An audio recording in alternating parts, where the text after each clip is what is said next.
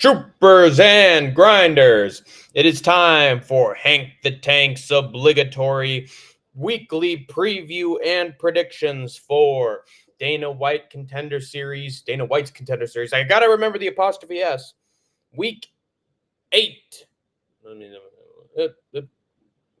Week 8 of Dana White's Contender Series. This one's gonna be a good one. I absolutely predict it. Hank Stradamus has said it, and thus it is. It will be a great week of MMA television. There's going to be constant finishes here. I don't see any of these bouts going to a decision. Going to be a lot of nasty-ass knockouts, a few submissions. Actually, maybe just one submission, but still going to be a sick finish. I think it's going to be all action, all gas, no brakes, Naramin. So I'm really looking forward to this one. Hope y'all are too. I know Dana White's Contender Series can be very random, and fighters you don't really expect to go that far end up getting some nasty finish in the first round, and then you just think to yourself, shit. Now I got to watch this guy for a couple more fights in the UFC just get absolutely fucking destroyed because I know he wasn't ready for the UFC, and then that ends up being what happens, and these guys who get nasty finishes have completely wasted potential or no potential at all. No, they have a very low ceiling, and then they end up being a huge waste of time. But that's not the case for some of them. There's some people who we didn't have much high expectations for, and they still pull through. So you never know. It's just hard, man. So some of these, weeks really are a 50-50 coin flip, and you never know what the hell is going to happen. But this time, guys, I am somewhat confident in my predictions for this week. Like, there was a time where Hank the Tank was going 5 for 5, 5 for 5, week for week. And over time, it's now I'm lucky if I even get 3 right.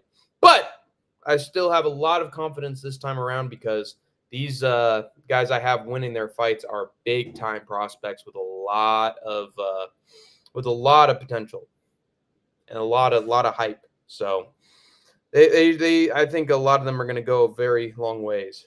You in India still? Yes, I am. I'm going to be here for another week. I've finished my first half of the trip and still got plenty to do the second half. So I'm looking forward to it. Today I actually didn't really do much. My buddy was busy. He offered me going to see some more parts of the studio with some of his assistants, but I wanted to do it with him. So, I was just like, I've seen a lot of it this week, so I think I'm just going to chill. And then I did some activities at the pool, pretty much, and played some games, played some billiards by myself. So, yeah, it went pretty good. Jesus Christ. We good? Okay. But enjoyable day. I actually I managed to have lunch and dinner today. Usually I can only stomach one meal per day, but this time I only had one entree of each because the hotel they now know my diet. So food was delicious today. Can't complain about it whatsoever. I went to the pool.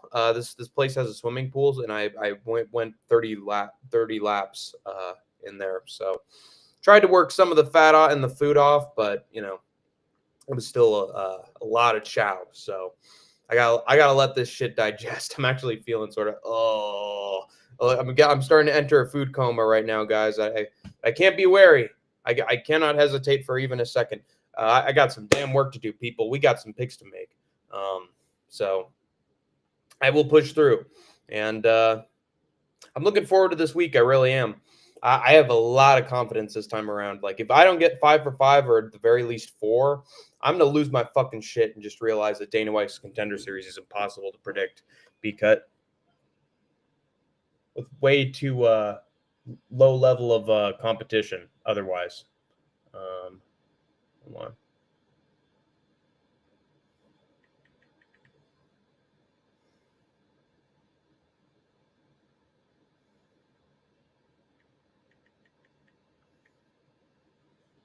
Anyway, Sorry, distracted by messages.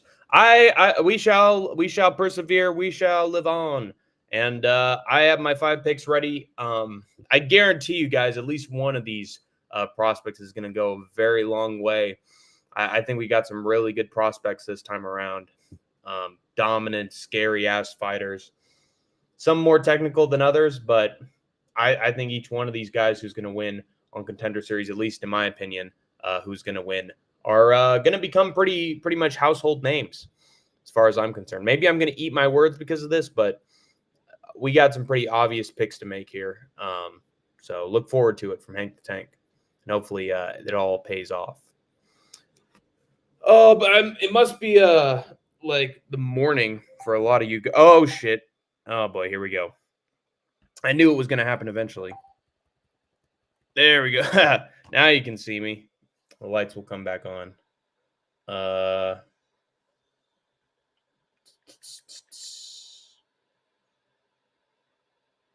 Interesting.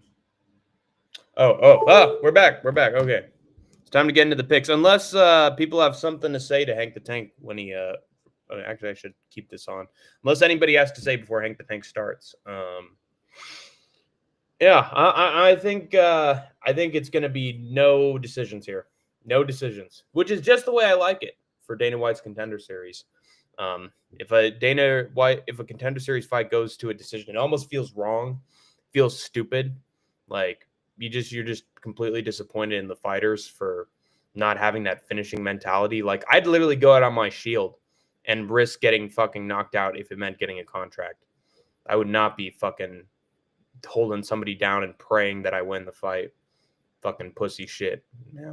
It must be morning for a lot of you guys, unless you're like at a completely different country than the United States. Or maybe some cases this is the middle of the day, or maybe even the evening for you guys. Yeah, wherever you are, I hope you guys enjoy this live stream. I got to stream for about an hour, and then I got to hit the hay because I have eaten too much, and it is affecting me. So.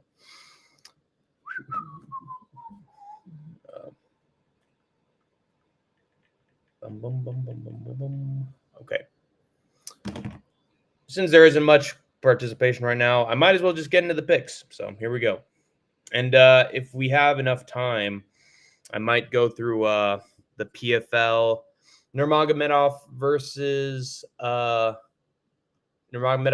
Hughes fight card as well, because that's going to be a big one. How's my boy Hank doing today? Asks the Northern King. I'm doing all right. Had more of a relaxed day in India compared to a lot of the other ones. Just, had some really good lunch, good dinner. I've been touring this giant film city for the last week, just going from place to place each and every day. So my buddy finally gave me sort of an opportunity to get some rest, just sort of chill at the hotel, eat some good food, go swimming at the hotel pool. And then I went to a little game room and practiced some billiards. So I'm doing pretty well. I think I wouldn't call it a productive day whatsoever, but I've definitely had a day, like a very relaxing day compared to all the other ones that I've had during my time in India. Also, good news is I have now, for the first time on this trip, have gotten good sleep on back-to-back days. Before that, I was lucky if I could get 8 hours. Other than that, I've gotten like 6, maybe 4. There are some nights where I've gotten 0. So very inconsistent. Now I'm starting to figure it out a little bit, and my body's adjusting to the different time zone. And finally getting some sleep. But I got a fucking... where is it? Got a cavity right here. Right here. Fuck. Got a fucking cavity because my diet is sort of changed to the point where I'm only having like 1 meal a day. And so I brush once a day. And it's not healthy. Like usually I brush after lunch and then I brush after dinner. But if I'm only having lunch one day, I only brush one day. I need to get into the habit of brushing in the morning. But it's too late because I already got a fucking cavity. So fucking shit, man. I'm going to have to work that out when I get back to the States. What's the food like? What have you been eating? Um, Lots of chutneys, lots of curries, most of them with chicken in them. Naan bread. They do so many different variations of chicken. Like they're actually masters at cooking chicken. They made little chicken pieces. I've had chicken Caesar salad. Um, chicken and sauce, chicken with rice. I mean, come on. The British opened up an entire trade in India because their spice game is literally the best in the world. And every dish that I've had, the spice is somehow different. They also made some sort of Americanized Indian food for me at some point. A chicken sandwich that's sort of like a cheeseburger was pretty good. The fries they make are really good. Um, when they do Chinese food, they they pretty much do it right because India is like right next door, so they're actually pretty good at appropriating the food from China. Their pizzas are shit though, dude. Any country that's not the U.S. or fucking yeah, and that includes Italy. Fucking hot take, including Italy. Any country that's not the United States has fucking shit pizza. That's just the fucking cut and dry of it. So long and short of it. Non-American pizza is fucking garbage. And I had it here in India, and I was not a fan. Other than that, I had chicken Alfredo at one point, chicken stroganoff that was really good. What did I had fish and chips, the British dish fish and chips I had for dinner. It was really good, perfectly cooked and fried chicken. I mean, fish, and they had a little garnish on top that also tasted really good. So they could do no wrong. I had an apple pie after that. There's also this. Oh, God damn it. Why have I forgotten it again?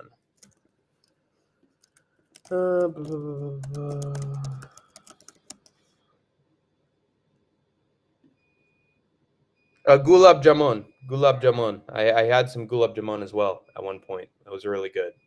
I really like gulab jamun. I might actually look for that in America once I get back. But yeah, that's the pretty much what I've been having. They also gave me some complimentary biscuit cookies and chocolates, and those have been fucking killer. But they are fattening me up, guys. They are successfully doing so. So not good, not very good. Without further ado, let's get into the predictions. Starting with our first fight, we got a banger between Rashid Vagabov and Paulo da Silva. To be honest, it really isn't a banger. This is more like one-way traffic. Because Rashid Vagabov, looking at his hair and looking at that fucking man beard of his, is neck beard, is coached by Habib. Eagles MMA Academy, which means he's under the supervision of Habib and company. Habib. This dude's a problem. He's a wrestling machine. UAE Warriors. He's dominating and submitting everybody. Finish. 5-1. He takes to a decision, but dominates. Meanwhile, this guy Paulo da Silva is going to these random ass fight promotions, beating 1-0s, 2-2s, 1-1s. Really bad competition. Beat a 9-2 guy, but it was a split. Honestly, looked terrible. From what I've heard from certain predictors, he did not win this fight. He lost the third round pretty decisively, but they gave it to him anyway.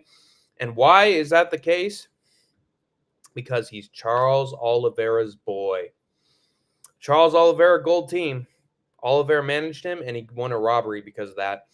And now he's being put on the, Dana White's Contender Series spot way too early, in my opinion.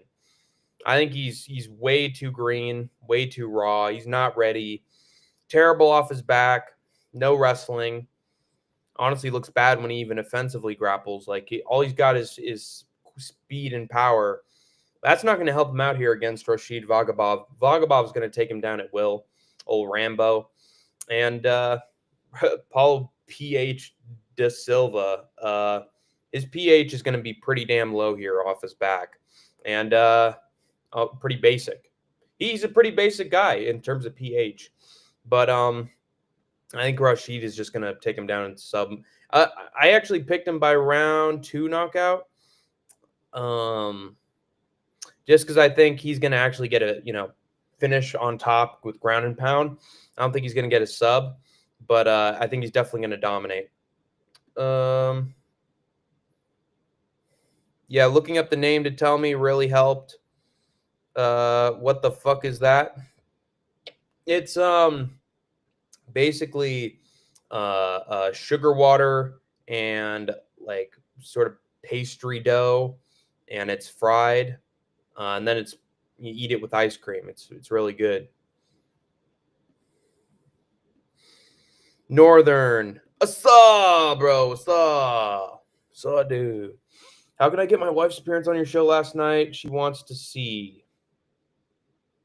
Asks Vinny at the beginning. Yeah, I actually have that question for Northern King too. Vinny was asking if there was any way he could rewatch that footage of himself showing his wife off on your live stream. So if you haven't completely deleted it entirely, the folks at home would like to see it. But as Vinny does need it as public proof. Damn, Vinny, you should have clipped it as soon as it happened. You should have clipped it.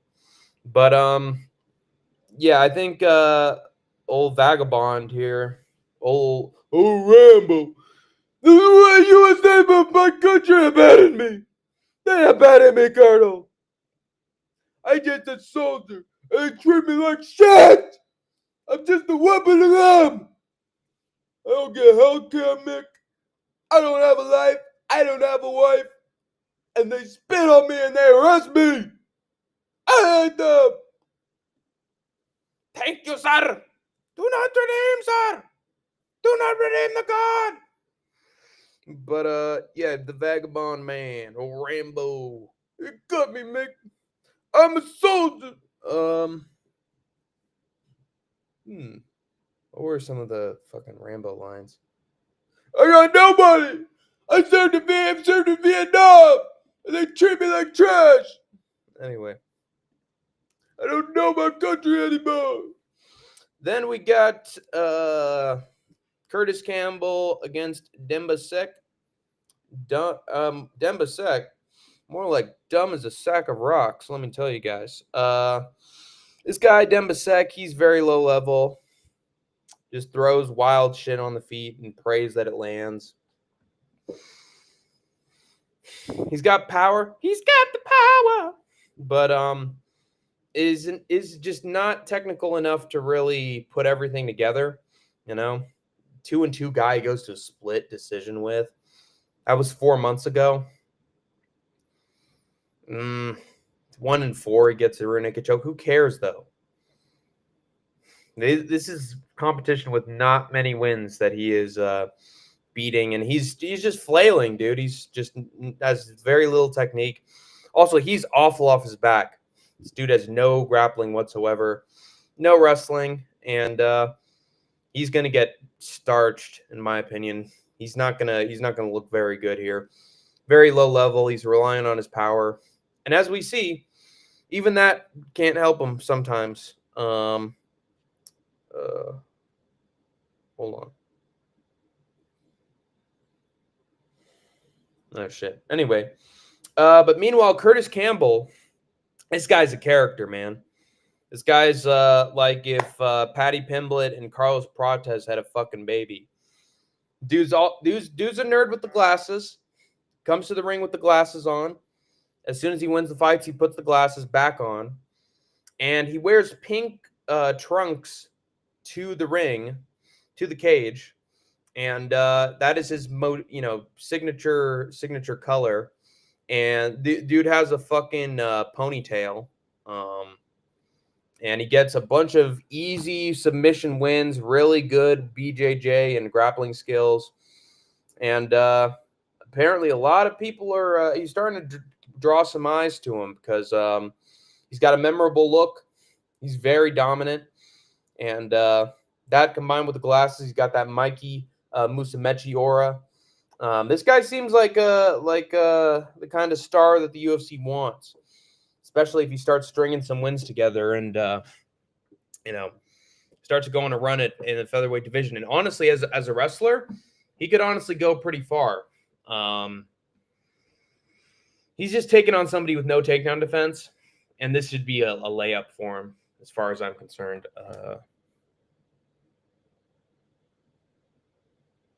Oh, shoot. Hold on.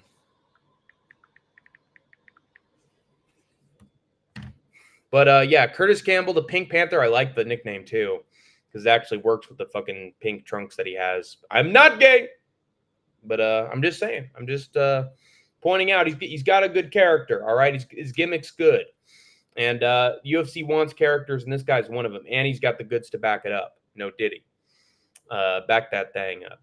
And then he's taking on the dumb sack of rocks. The Black Tiger is gonna honestly be fucking skinned and used as a fucking rug here, because Curtis Campbell's a menace, man. Beating up everybody, dominating on the ground. Very smooth technique, choking fools out, beating them up, getting finishes too. He just seems like the total package in terms of somebody the UFC wants to get out of Contender Series, like a Sugar Sean, you know?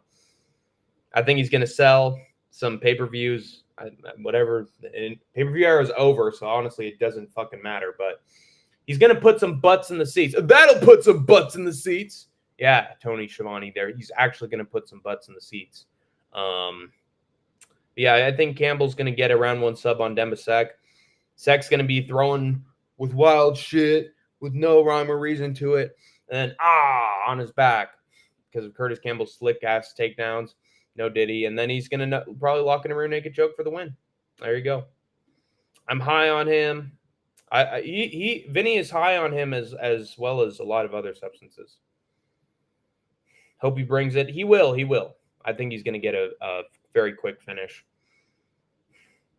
Damn, late as fuck over there. What you doing streaming so late?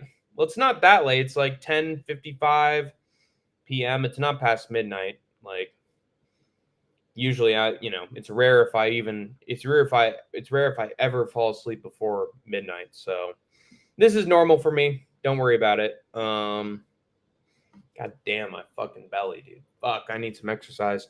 I got some today already, but shit, dude, the food just fucking kills you. But Curtis Campbell, the Pink Panther. Na-na, na-na, na-na, na-na, na-na, na-na,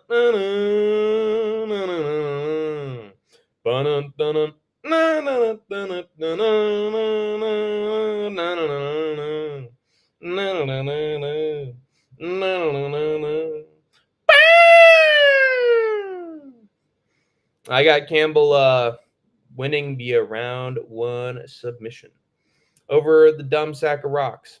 So there you go. Catch it. The Panther is going to sub the Tiger. Who would have thunk it?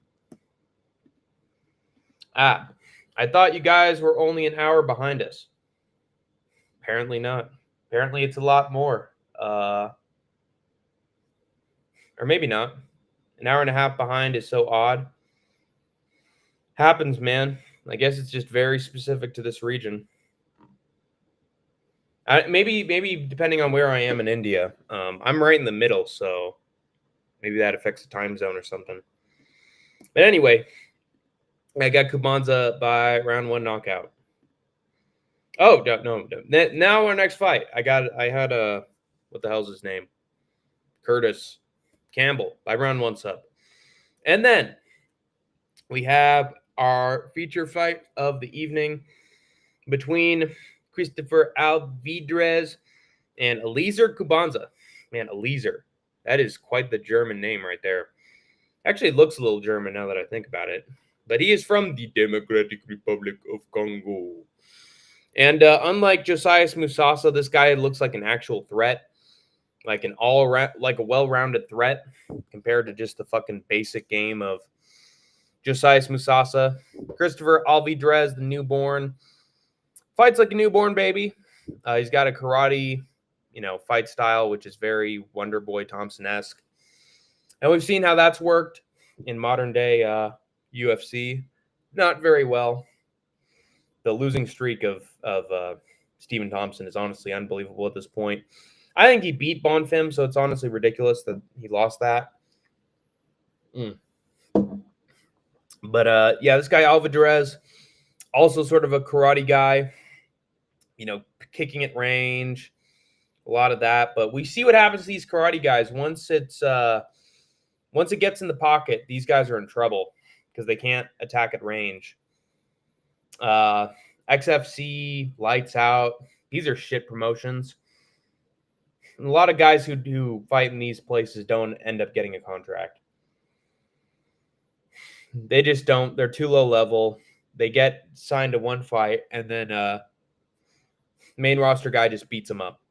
And meanwhile, Eliezer Kubanza has fought in a way more prestigious promotion, Brave, which is in how many countries, by the way? I forget. Bahrain, right? But Bahrain.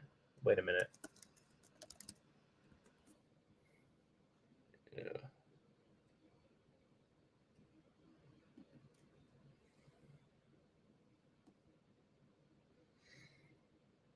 Yeah, Bahrain. But they've hosted in a bunch of African promotions too. In a bunch of African countries too, and in the Netherlands, I think as well, Denmark, Poland. So they've had shows all over the place. Anyway, so yeah, Brave has a lot of good talent from all around the world. A lot of Brave guys have gone on to go on pretty dominant win streaks in the UFC. Kubanza very much has impressed me a lot with his last 5 fights.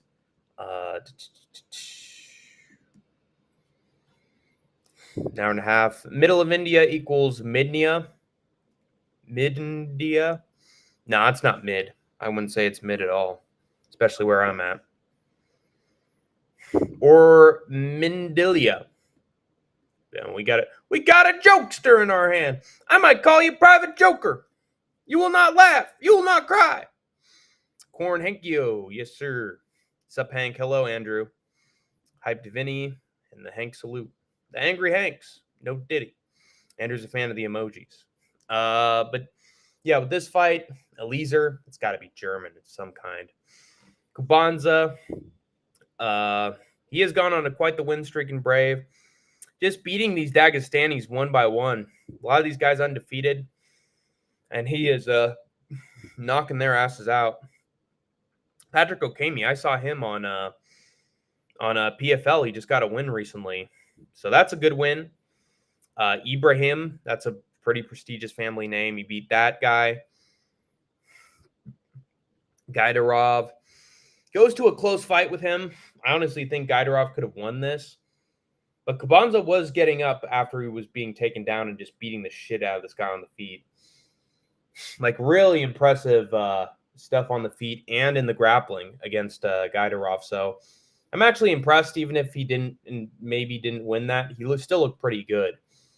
Meanwhile, Alvidrez is beating dudes in Lights Out with 2-2 and 3-6 records. Come on, dude. It's just different caliber of competition, different ability. If Kubanza can beat these fucking Dagestani wrestlers, he can beat this karate chump. I'm sorry, but karate is sort of a dead sport in mixed martial arts. It really is. I don't know who right now is doing really well with karate in the UFC. I can't tell you. So, yeah, I think Kubanza is going to pressure forward. Alvidrez isn't going to have the space to throw out body kicks and leg kicks forever or catch him with anything. I think he's going to just be trying to pick it in with body kicks and such at range, and then eventually Kubanza's going to get in his grill and start fucking throwing down. Kubanza's got the death touch, man. He's got one punch power, so I think he's going to connect clean on Alvidrez. These guys have such simple games. As long as you're able to close the distance, you can knock these dudes out. So give me Kubanza by round 1 KO. I like this guy. I think he's actually a legitimate prospect in African MMA, and he's beating dudes he should not be beating.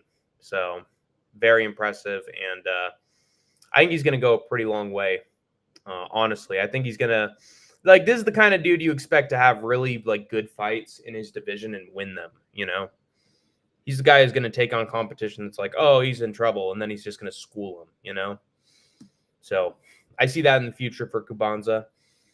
And Next, we have our co-main event of the evening taking place between Louis Jourdain. He's a Jourdain brother. People forget, man. Charles Jourdain. He has a brother. He's also an MMA fighter. And he might be even better than Charles. People forget, man.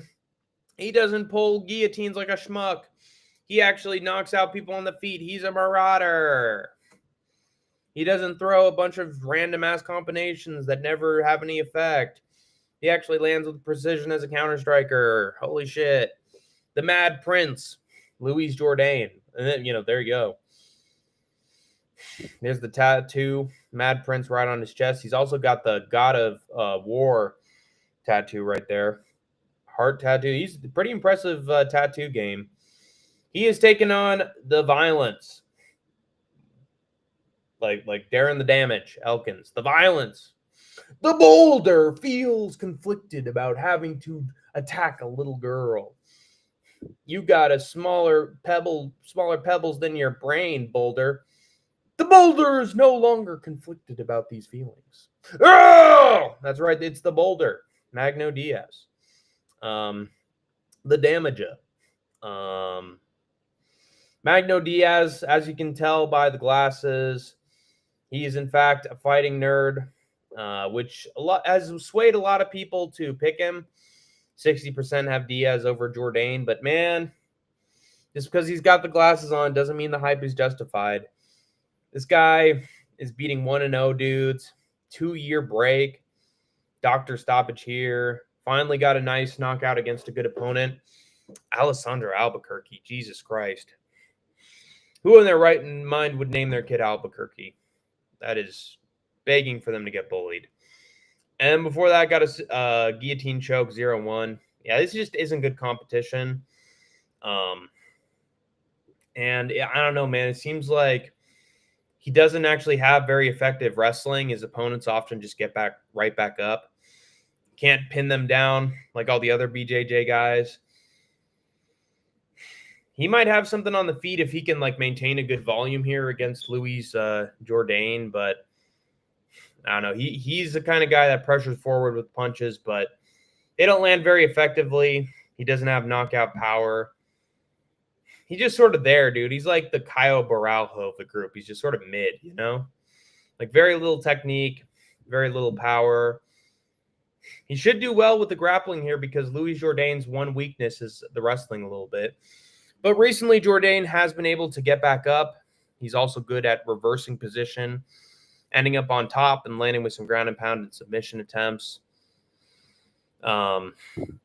He's just he's all right at defense once he's on the ground, but he still gets taken down relatively easily. But something tells me that Magno Diaz isn't going to be doing a lot of wrestling here, and even if he does, I feel like Jourdain's going to find his way back up or reverse into a top position.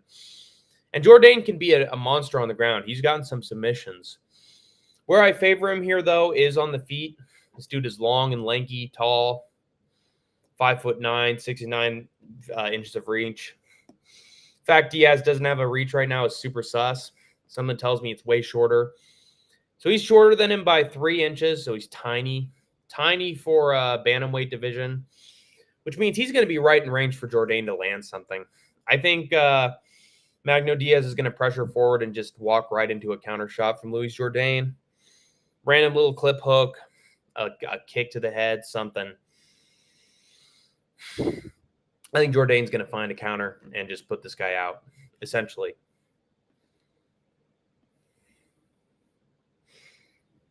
Vinny did a Northern King stream. I missed it.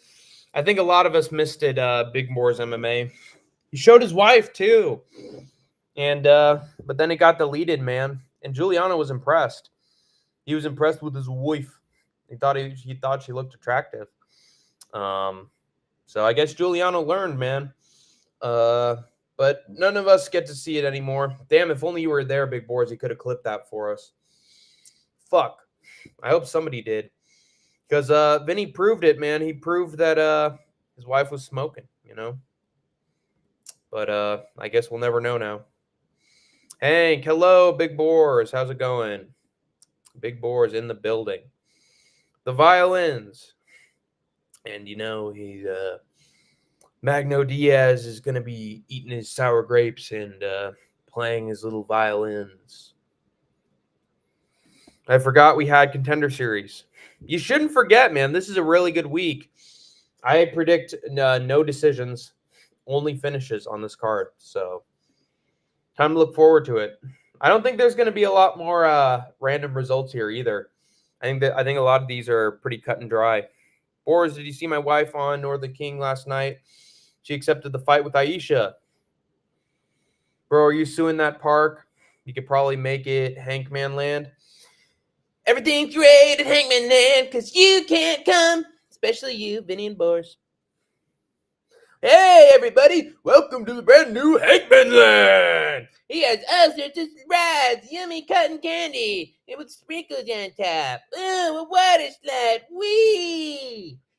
Yeah, with all sorts of attractions and fun and mascots and fun for children of all ages. And the best part, you can't come. So it's all great at Hankman Land because you can't come, especially you, Santa Cow. I wouldn't have Hankman Land. I'd have Casa Bonita, with Mexican fun and atmosphere. Casa Bonita, with the fun food and atmosphere. Family fun and atmosphere. Family fun food and atmosphere. Vitor Costa is good, but I don't know. Is the Gibarina curse real?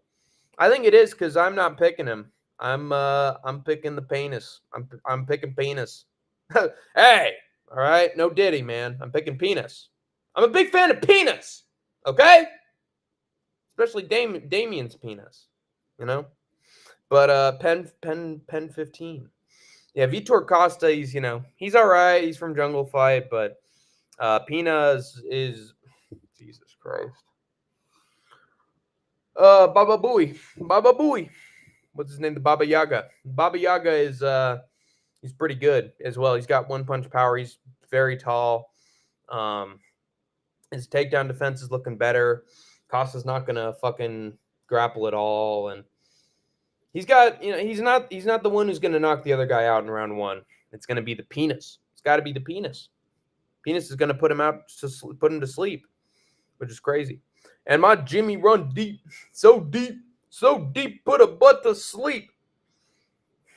You repeated that twice.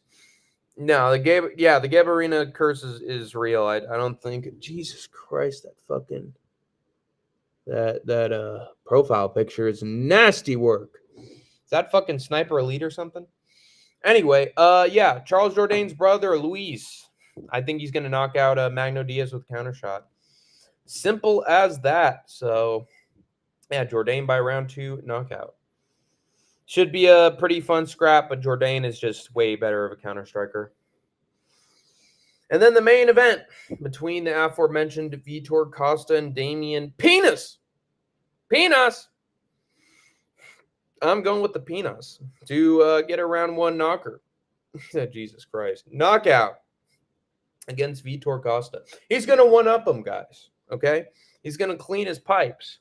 It's going to be a sword fight, and I think Penis is, the bigger guy. So there you go. Vitor Costa. That's my breakdown, guys. I hope you liked it. Vitor Costa, 4-3, 9-4, 4-2, mid. But then again, Penis beating a 4-5. Both these guys have beaten low-level competition. Illegal kick. That means he was winning. 8-6 before that. Vitor Costa, he's a brawler. He just brawls. He comes to brawl, get in your face. But he's not going to get in the face of Penis. If anything, Damien's gonna get Penis in his face. All right, you know what I'm saying? Penis is gonna get all in his face. No Diddy. Again, this guy's got the death touch. This guy is 6. Oh, geez, a little shorter, but he has the reach as shown on Tapology, and Vitor Costa doesn't have the reach. Costa's just sort of unimpressive. He's taking on very low-level competition, and honestly made it too competitive in moments. I think Penis has a better reach, better penis reach from old Damien there. Damien from The Omen. Yeah. So he's got the fucking Damien name on his side, which is good. And he's literally called the Baba Yaga. So scary fucking demon, this guy. And yeah, I don't know, dude. I think he's got more power than Vitor. I think Costa does his best work later on in the fight. Whereas Penis finishes early. Penis finishes early. And I think he's gonna finish early here. You know what I'm saying? So I mean, what else did I take away from this with Damien? He's also got wrestling. He can wrestle if he wants to. Costa has 0 wrestling. So if Penis puts him down, the Penis is going to put it down. All right? He's going to get on top, on top, and Costa's the bottom. Okay? Then it's going to be some. Hey, I want Vitor Costa next. It's going to be some ground and pound, man. Bisping's going to be some ground and pound, DC. But Penis, he's pretty good. He got a good penis. And I just think he's got more power. Simple enough. And sometimes that's all you need to do to break these fights down. Like, who has more power? Who's going to land first? And if someone lands first, they're probably going to win. And in this case, I find it more likely that Penis is going to land first here. Penis might gas out, but Costa's also gassed out. Yeah, this guy. I mean, maybe he doesn't, gas out and he goes all night long. This Penis, but often he gasses out. Both these guys don't have very good cardio. But I think Damien, I think he's more of a killer in round 1. I really do.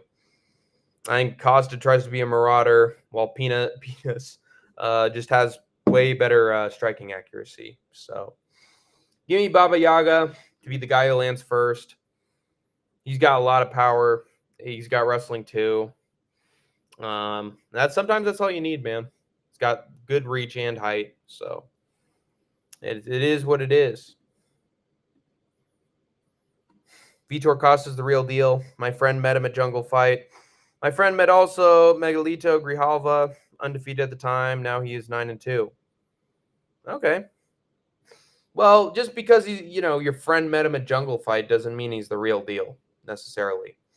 Like, he'll have a chance, but this guy Penis is he's got a lot of power, man. He's just got one touch, death touch power, man. I think Costa's gonna get hurt real bad. Yeah, I don't know. I think Penis has a lot of power in that Penis. Okay, he's just got raw athleticism and power and ability, and he's got a little more of it than Costa. He's got a little more rub than Costa. Vitor Costa's tall as fuck. Yeah. Well, they say, Piccolo, the bigger they are, the harder they fall. I always liked you, Lloyd. Always liked you. Since the beginning of time, you were the best of them, Lloyd. I always considered you the best. Why don't you you fill her up and I'll knock them down, right, Lloyd? Just to drink for the road, Lloyd. Just to get away a little bit from the rat pack. Just to get away from my ball and chain of a wife. And about Danny, I love the little bastard. I wouldn't touch a hair on his goddamn fucking head. I tried to get him off from my papers because he kept messing around with them, and it was an accident. It popped out of his shoulder. And now she just won't leave me alone about it. Sometimes I just wish that the bitch would just go away. Don't you feel that way sometimes, Lloyd? He was a double champ in Jungle Fight. Well, I mean, it's like being the nicest guy in prison, right? Hyped Vinny and Corn. Hey, Corn, yo! Yo! All right. But no, I think, I mean, maybe I don't have the best perspective on this. I remember doing a lot of research on this. Let me take a look again. Just to reaffirm why I'm picking the Penis. I'm not picking the Penis. Let me check. Always liked you, Lloyd. Always liked you. You were the best of them, Lloyd. There we go.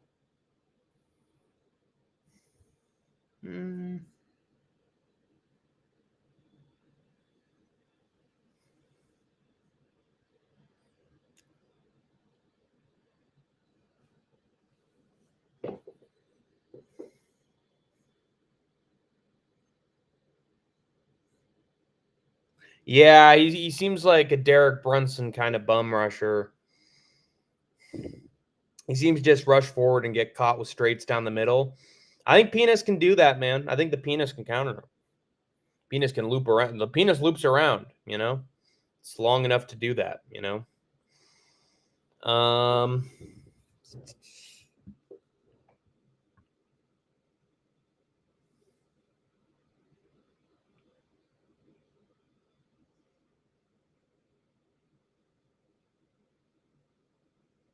Yeah, it's just a difference in power, man. Difference in power. I don't think Costa has as much power as the Penis. So give me Damien to win via Penis power, okay? He's got the Penis power. And that's it, man. That's it for Hank's preview and picks of Dana White's Contender Series. I'm going to try to go through PFL really quick since we got some time. Champion Series 2, Nurmagomedov against Hughes. Let me see.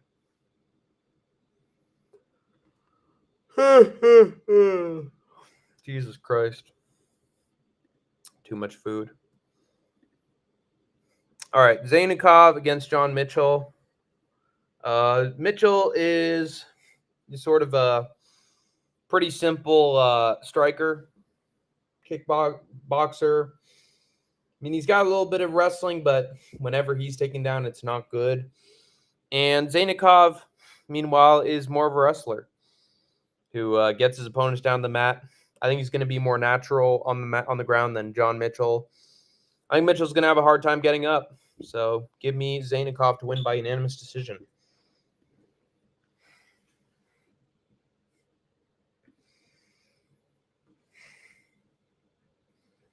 In it, Hank. Ugh. Could you like? Oh, could you like do that thing with my belt again? I love you. Come to Butthead. Hey, baby. You go to the same school I do? So, like, do you come here often? I brought beer. Do you drink it? Are you a connoisseur of the bud? You're a sight for sore eyes, chick, and I want you. So let's crack a cold one. Damn it, Beavis! I was about to score. I am Cornelio! Ah! You said cock. Get out of the cockpit now! You said no! I love you. You have braces. I have braces too. Anyway, Takeshi Izumi against Vinicius Senshi. Beat Tony Caruso 10-2 by triangle. Pretty impressive. Lost to Brent Primus, but Primus is almost always in the semifinals. Lost to T'Challa before on UAE Warriors and only by split. 10-1 guy. That's pretty good. Lost to Sam Patterson, but we've seen where he's gone now. So Senshi has only lost to really good competition. Zumi, meanwhile, is losing to Spike fucking Carlisle in Ryzen. So that should tell you all you need to know about him. Lost to Zaynikov. Before that, lost to 6-2 guy in deep. Yeah, he's beaten shit competition.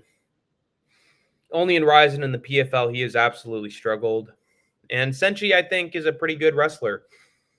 And if Zumi can get smoked by Zaynikov, I think Senshi's going to dominate him on the ground. So give me Senshi by round one sub. He's a submission artist.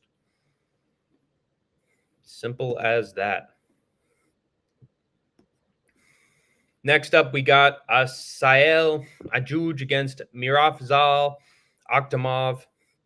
Lost to a 7-5 guy in something fighting championship. I have no idea what it is. But got beaten up by a 7-5 guy. Before that, 7-2, 10-4. Scotty Stockman sucks. 4-4. This guy's been protected a lot. And he's got lost in a fight he really should have won. And meanwhile, Ajuj beating 6-0 guys, 4-1. He is not, he's winning against pretty good competition here. So I think he had a close fight here, but usually he looks pretty dominant. So I think you can knock out Akhmatov. You could submit him, but I'm going by decision. I think he's just going to look better in every way wherever the fight goes. I think he's faster. He's younger. I think he's going to put everything together more easily. All right. Then we got Omar El Defraoui against Florim Zindelli from the Delhi. New Delhi, Albania, Germany, of course. Florim Zindelli is not that bad of a wrestler, but he pretty much lost to Jack Grant, and Jack Grant's mid. So for that, 6-4, what a record. 4-1, but that was by a cut. Majority draw against a 4-1 guy 2 years ago. So he's leaving it too close with pretty bad competition. Meanwhile, Defraoui is destroying everybody. 20 guy with 20 wins, he knocks out. 7-0 knockout. Undefeated Muhammad Al-Akra, man. He's really good. And got a triangle choke in his last fight. I think Defraoui is pretty solid. Look at him with his fucking belt on his shoulders. He's good. Meanwhile, Zindelli, he's having too close of fights with bad competition. El Defraoui's quality competition. And I think he might just put Florim Zindelli out. So give me Defraoui by round 2 knockout.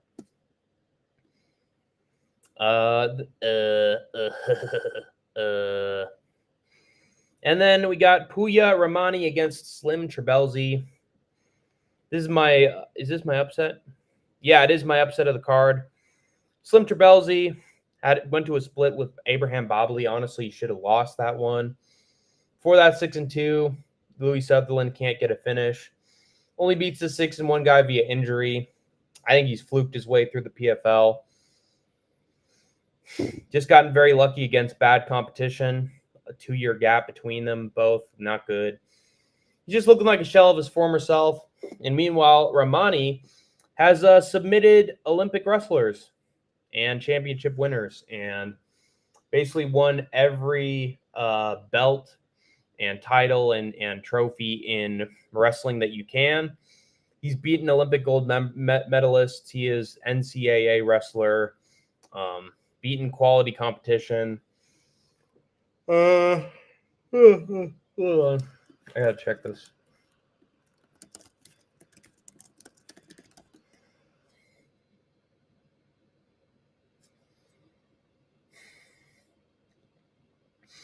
Yeah, I'm pretty sure he wrestled at the Olympics as well as the Asian Games.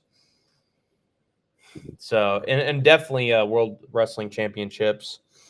So this guy's a really solid grappler.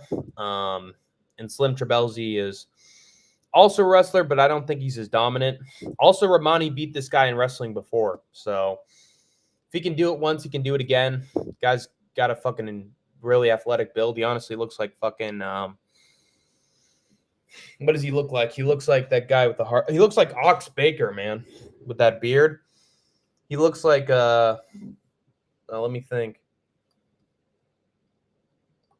Who am I thinking of that this guy reminds me of?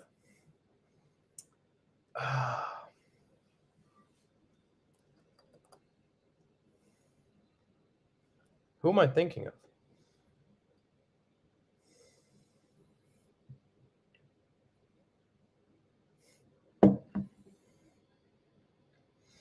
Looks a little like Charles Jourdain, but I'm thinking of someone else. Who am I thinking of?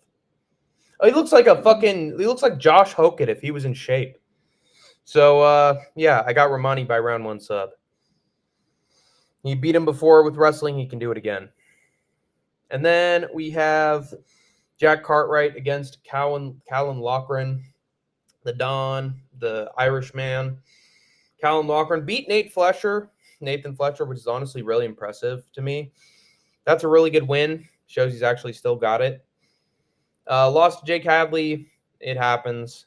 Jake Hadley, that was a short notice fight, so I don't entirely judge him. Lost to Taylor Lapilus, but everybody does. So, yeah, I mean, he's all right. He's all right. He's also won in Cage Warriors. Both these guys are Cage Warriors champions at bantamweight. I think Loughran was a featherweight, actually. But Jack Cartwright lost to 15-6. Bad, man. Lost to Jose Johnson, who's the worst. Won that fight by disqualification. Only beaten really shit competition. I think Callan Loughran is going to school him. Loughran can stuff the takedowns. Might even get some wrestling success of his own. And on the feet, there's just no competition here. I think Loughran's way better. Way more pressure heavy. Way more of a marauder. So I got Loughran by unanimous decision. And then we got Magomedov. One of my favorite fighter names of all time. Magomedov. Magomed Sharipov, Magomed. Magomedov, Sharipov, Magomed. I think he's going to do pretty well here against Sergio Pettis. Sergio doesn't do really well against wrestlers. Lost to Patchy Mix easily. Lost to Kyoji Horiguchi, who's a wrestler. Barely managed to beat Rafian Stotts, but that was a lot. I think that was more luck than anything else, to be honest. He didn't really look that great in that fight, being honest. Just, had some lucky scrambles. I think, he beat Kyoji before. That's crazy. But then he lost to him the second time out. So, yeah. Well, this dude's getting subbed by Patchy Mix, who looks awful, by the way. In the UFC, awful. Magomedov barely lost to Patchy Mix. And honestly could have arguably won that fight too. So, I don't know. I think it's still an impressive performance for that destroyed a 15-1 guy. Beat a 14-2 dude easy. Lost to Patchy by guillotine, but then he, made it a lot closer. He actually looked better over time, whereas Sergio looks worse over time. This is not aged well at all. And I just think Magomedov, I think he's got power and technique that he can use if he wants to. But he's also got the wrestling here, and Sergio Pettis is just sort of allergic to that shit. So if Magomedov needs to wrestle, I think he can. I think he can find success with it too, but even on the feet, I think Magomedov's just a brute. So probably with a longer reach too. Let me check. About the same, but he's taller. So I think Magomedov's going to be on the fucking prowl. I think he's going to beat him up. Pretty much it. And then Archie Colgan against JJ Wilson, the Aussie Maori kid, New Zealand. Ooh, instant fade, dude. Fuck the Maori culture and the people, dude. Ido's right. The little fucking is stupid. So if he's associated with that fucking culture and that fighting community, he's going to be in trouble over time. I swear to God, if he does it during this fight, I might puke. Meanwhile, Archie King, Colgan, both these guys beat Barnawi. But Colgan, from what I've heard, had a way better performance than JJ did. Way more dominant, better hands, better takedown defense, better wrestling, everything. Beaten 11-0 guy before that. Just been fucking crushing these fools, to be honest. Colgan's a hell of a wrestler, but he's also got now he has hands and good counter wrestling. JJ Wilson destroyed Mats Burnell, so I am sort of worried picking Colgan against him. But Mats Burnell is really just nothing but a He's just nothing but a nothing burger. Beat Clay Collard. That's his one good win. Other than that, he's looked bad against everybody. So this isn't really an impressive win in reality. Had to go to a split in his last fight. Lost that fight before that. Carvalho sucks. These are his only two good wins, but Mads Burnell win is not aged very well. I don't think Colgan's anywhere near Mads Burnell level victim. Terrible striking defense, bad, not at all. I think his guard's probably better. I think he's more composed than Mads Burnell, and he can wrestle pretty dominantly compared to Mads. So give me Colgan to take down J.J. Wilson over and over again and just smush him and make it look easy. I think J.J. Wilson can't beat him on the ground or on the feet. Pretty simple. And then we have the co-main event of the PFL card between Corey Anderson, not Corey Sandhagen, and Dovlet Yagshimuradov. Dovlet is pretty good. Dovlet's pretty dominant. Destroyed Impa Kasunganai. That was honestly sort of a back-and-forth fight, if we're being honest, which is a bad look. Rob Wilkinson, he went to a close fight with him there too. Simon Biong, he's getting close to, he makes it all 3 rounds. These are sort of bad looks that he has to win a decision against Rob Wilkinson. And then Impa Kasunganai, he did get sort of hurt early. I think Corey Anderson's really good. Destroyed Dennis Goltsov, former PFL tournament winner. That's pretty impressive. Carl Morey beats. That wasn't a great fight. Phil Davis, he did beat, and Phil Davis did pretty well after that. Vadim Nemkov beats him, but that's a great name to lose to. That's the only guy he's lost to, man. And Nemkov is good. If he can beat Dennis Goltsov, I think he can take down Dovlet. Dovlet's sort of a fat ass. He's a big fucking, broad-shouldered sort of meatball kind of, stature of fighter.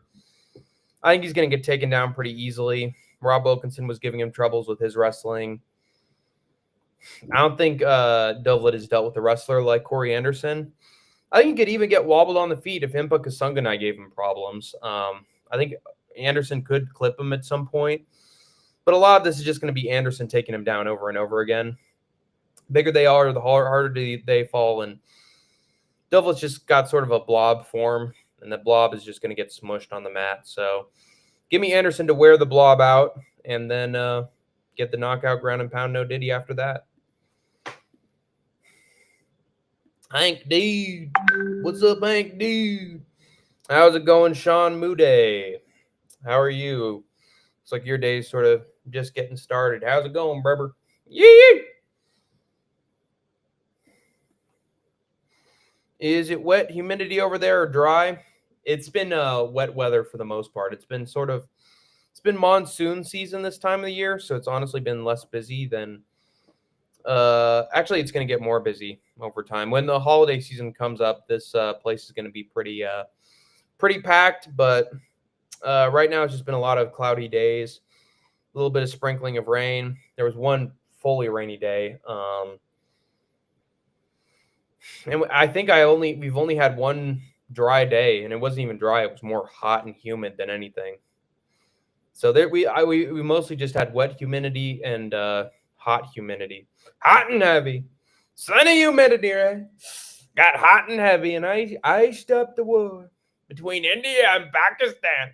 I made them sign the deal. I'm just the art of the deal, and we like that, right? War is very bad. Deaths and the fighting and the nuking, it's very bad. And we don't like that. Did they sacrifice a cow yet? Oh, no, Sean Moody. The cow is their divine creature. It is their divine being. So no, they did not kill a cow. I have yet to eat anything that is a beef product. So they treat their cows well and only use them for milk. So shout out to the Indian people. They have spared their holy cows.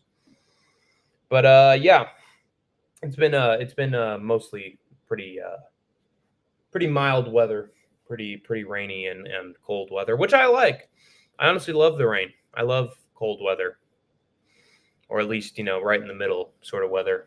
But now we have the marquee main event between Usman Nurmagomedov and Paul Hughes. Really sad stuff, man. This is going to be in Abu Dhabi.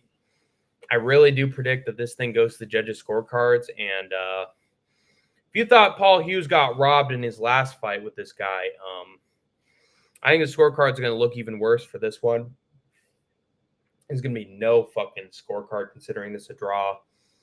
Even if Hughes looks better here against Usman, I really, Marty from Nebraska, I think that I think they're going to have it like 5-0 Usman 4-1. You know what I'm saying? Scorecard's going to be crooked even if Paul Hughes wins. Big news, Hughes. You ever heard of Huey Lewis in the News? Released in 1986. It was not a big hit at the time, but over time it attracted a cult following because it discusses the complexities of society, and it also has a great groove. Oh my god, song's so catchy. Hey Paul! Yeah! I couldn't take punishment. But Usman Nurmagomedov beat Paul Hughes by majority decision, but honestly, I think Hughes could have easily won that shit. Yeah, they had a close fight in Ireland, I'm pretty sure, or maybe in the UK. I think it was in Ireland, though. And definitely in the UK in some capacity. But beat Chabalet, boring. Brent Primus, draw. Was it? No contest because fucking Marty from Nebraska was on steroids. This juiced up fuck. Beat him by decision. Boring. Defeated Benson Henderson, the one good win he's had, except for maybe beating Paul Hughes, but it's even arguable if he won that or not. This is his last good win, honestly, guys. Last good win right here against a fucking can. But Paul Hughes has looked pretty good. He's looked pretty dominant. Beat AJ McKee, which is a good win. Destroyed Bruno Miranda. But honestly, man, I see this fight going a lot like the first one, where it's Paul Hughes having some nice exchanges, getting some good, success with his hands, and then Usman just drags him down and just holds him there for the round, and people are bored out of their minds, and then Hughes gets up and the round is over. I just see it being that kind of fight again, where whenever Hughes is on the feet, he looks good, but then he just gets dragged down and just fucking laid and prayed and sweat and slept on for, a majority of each round, and just hugged and squeezed and carpet bagged, so camped on. So I think that's what this fight's going to be. A lot of wrestling from Usman, no damage, but he's going to win the rounds anyway. Paul Hughes is going to look good on the feet for split seconds and then get taken down. So I think Nurmagomedov is probably going to win a decision regardless of if the scorecards are rigged or not. But if Paul Hughes even comes close, it's not going to matter. The scorecard's going to be 5-0 Nurmagomedov. So there you go. Is Jai Jali a sport over there? Jai Jali. Is it? Jai Jali is a fast prey.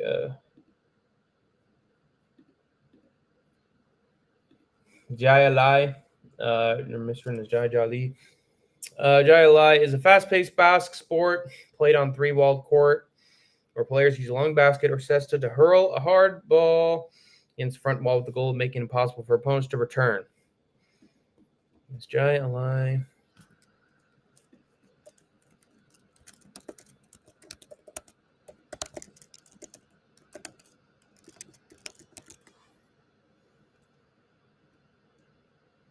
No, I don't think so. I don't think it's around in India, Sean Moody. It doesn't look very common to me. And I think that's going to do it for Hank the Tank. That is it for my stream. Tune into the fights. The Contender Series is going to be all finishes. I guarantee it. And hopefully should go 5-0. At the very least, maybe 3 or 4. Like, some of these guys are too good to just lose their fights. I really do think so in this case. I don't think a lot of these are going to be close. But there's only one way to find out, so tune in to Dana White's Contender Series on whatever streaming service you can find or site, and watch it, because I predict this is going to be one of the better weeks of Contender Series. Also, Nurmagomedov versus Hughes 2 is going to be a big-time fight, so if you don't want to watch the whole PFL card, at least tune in for the main event. It should be good. But with that being, and I will have UFC, whatever the fuck. God. UFC 320. Oh, man, I forgot. UFC 320 is going to be this weekend. So stay tuned, because Hank the Tank is going to have Preview and picks for that card as well, of course. But yeah, it's going to do it for me for now. So I've been Hank the Tank. You've been the Troopers and Grinders. And of course, you've escaped the war zone for now. And the song, it dissects the complexities and the inequalities and torturous sadism and the cruelty of modern society and its modern inequity and the true meaning of being alive in a contemporary world. Hey, Paul! Yeah! Couldn't take punishment. You think you could get me fired, motherfucker?